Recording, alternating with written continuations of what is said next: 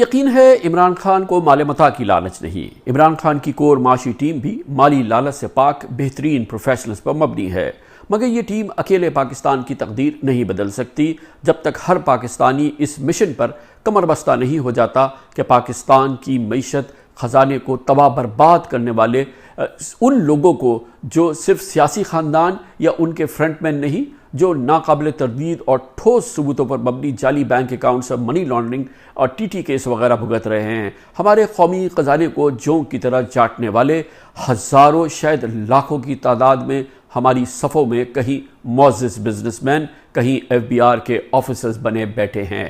Tax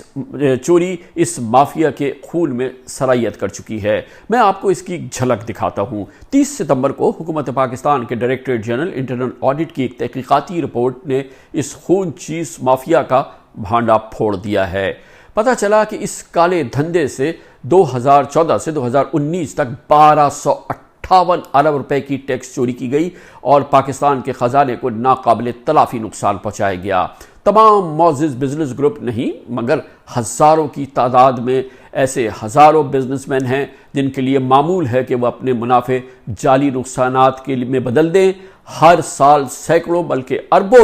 سینکڑوں اربوں روپے کی جعلی خریداری ہوتی ہے، جعلی اخراجات دکھائے جاتے ہیں، اور اس میں ایک پورا نیٹ ورک ہے جن کو ایف بی آر نے جعلی NTN جاری کر دیے ہیں۔ ٹیکس بچانے کے لیے ہزاروں اربوں روپے کی یہ جعلی خرید و فروخت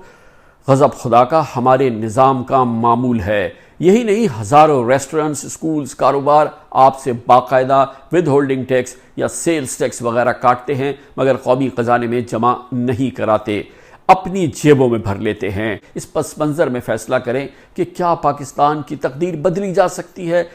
اور اگر بدلی جا سکتی ہے اور اگر ہر پاکستانی اس طرح کی چور بازاریوں سے توبہ کرے، ایف بی آر کرپشن سے پاک ہو، ورنہ ایماندار مخلص عمران خان، اس کی ایماندار ٹیم الٹی بھی لٹک جائے، خدا نخواستہ پاکستان مفلس و یتیم ہی رہے گا۔